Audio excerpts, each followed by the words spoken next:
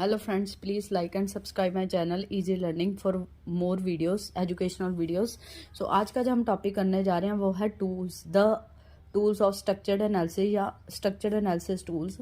सो सबसे पहले टूल्स क्या होते हैं? टूल्स एक तरह के वो टेक्निक्स होती हैं, मेथड्स होते हैं जिसकी हेल्प से हम अपनी प्रॉब्लम को रिप्रेजेंट करते हैं। सो टूल एक तरह से मेथड्स ही हो गए।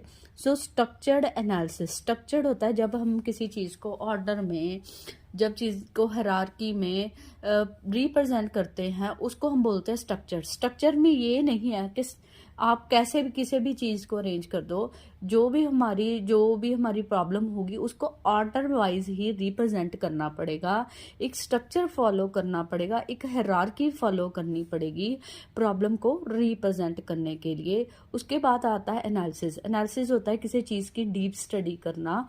सो डिटेल में जब हम किसी चीज़ को या सिस्टम को स्टडी करते हैं उसको हम कहते हैं एनालिसिस। सो हम तीनों को कंबाइन करें, स्ट्रक्चर्ड एनालिसिस टूल्स। सो स्ट्रक्चर्ड एनालिसिस टूल्स वो टूल्स हुए जिनकी मदद से हम ऑर्डर में अपनी प्रॉब्लम को रिप्रेजेंट करते हैं। स्ट्रक्चर्ड एनालिसिस टूल्स वो टूल्स होते हैं जिसमें हम ग्राफिकल टूल्स या आप कह लो ग्राफिकल सिंबल्स यूज करते हैं अपनी प्रॉब्लम को रिप्रेजेंट करने के लिए। अपने नए सिस्टम को, जो सिस्टम बनने जा रहा है या पुराने सिस्टम अगर कोई चेंजेस हुई हैं, उनको ग्राफिकली अगर हम रिप्रेजेंट करेंगे वो हमारे होंगे स्ट्रक्चर्ड एनालिसिस टूल्स या the tools of structured analysis. So ये डिफरेंट तरह के होते हैं। सो अभी तो आज हम इसकी डेफिनेशन, एडवांटेजेस, डिसएडवांटेजेस कवर करेंगे। डिटेल्स में हर एक टूल्स को पढ़ेंगे नेक्स्ट वीडियोस में। सो आज हम डिस्कस करते हैं स्ट्रक्चर्ड एनालिसिस टूल की सिर्फ डेफिनेशन। सो डेफिनेशन से यही क्लियर हो पाया रहा है हमें कि जो हम ग्राफिकल पिक्चर्स यूज करके अपनी प्रॉब्लम की स्पेसिफिकेशन को बताएंगे, रिप्रेजेंट करेंगे, वो हमारे हो गए स्ट्रक्चर्ड टूल। सो इसका फायदा क्या है स्ट्रक्चर टूल्स? सो एक मैं बड़ी छोटी सी एग्जांपल ले रही हूँ स्ट्रक्चर टूल्स की। जैसे मैंने कोई सिस्टम बनाया, कंप्यूटर सिस्टम बनाया है।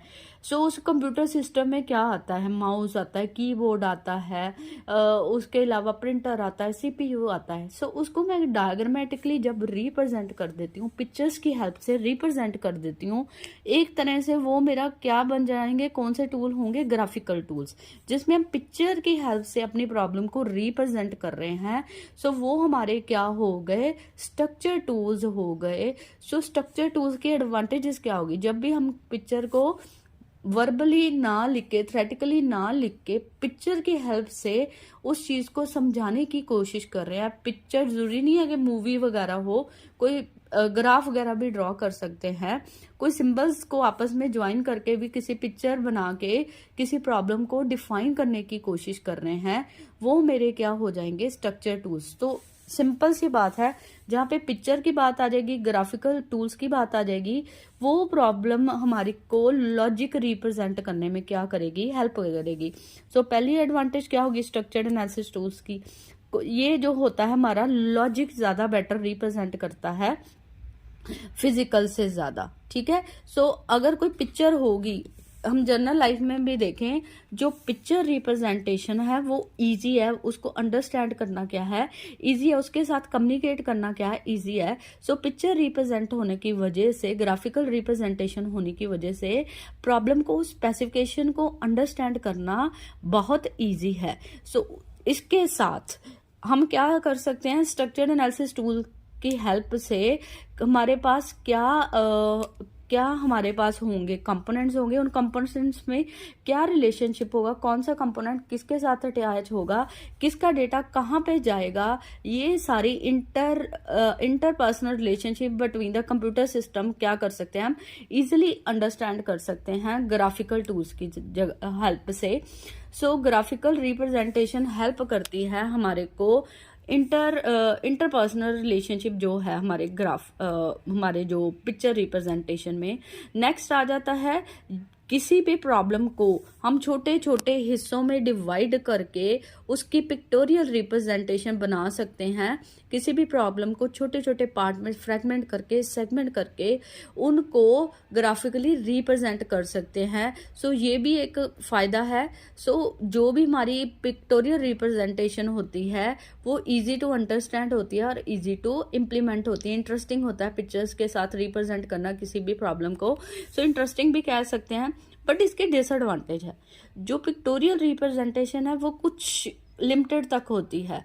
अगर मेरी प्रॉब्लम बड़ी है, कॉम्प्लेक्स है, लेंथी प्रोसेस है, लेंथी स्टेप्स हैं, उनको हम पिक्टोरियल रिप्रेजेंटेशन की हेल्प से रिप्रेजेंट नहीं कर सकते। उनको या तो पार्ट्स में डिवाइड करना पड़ेगा या छोटी प्रॉब्लम को हम रिप्रेजेंट कर सकते हैं स्ट्रक्चर्ड ग्राफिकल टूल की हेल्प से। ठीक है, सो हम कह सकते हैं it is not beneficial to solve complex problems. Next आ जाता है, कुछ भी अगर आप टूल इम्प्लीमेंट कर रहे हो, कोई भी टेक्निक यूज कर रहे हो, उसकी नॉलेज होना इन डेप्थ आना चाहिए।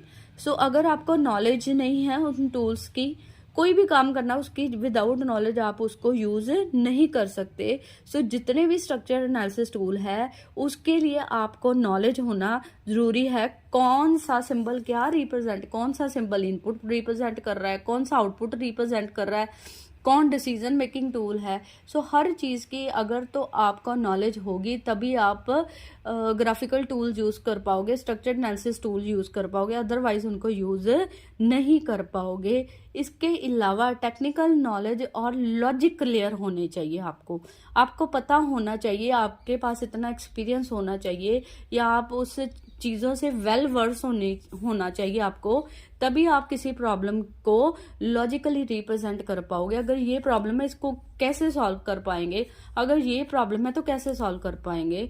सो हर चीज़ की नॉलेज के बिना आप उसका ग्राफिकल रिप्रेजेंटेशन नहीं बना सकते। सो ये तो हमारे कुछ एडवांटेजेस और डिसएडवांटेजेस थी स्ट्रक्चर्ड एनालिसिस टूल्स की। सो इसके टूल्स जो हैं वो डिफरेंट हैं, वो जो हम वन बाय वन ऑलरेडी मैं बता चुकी हूँ, डिस्कस करेंगे। जैसे पहला टूल है data flow diagram, data dictionary, structured analysis, decision tree और डिसीजन टेबल्स। इनको हम नेक्स्ट वीडियोस में डिस्कस करेंगे। Please like and subscribe my channel easy learning for more videos. Please subscribe my channel and view more videos. Thank you very much.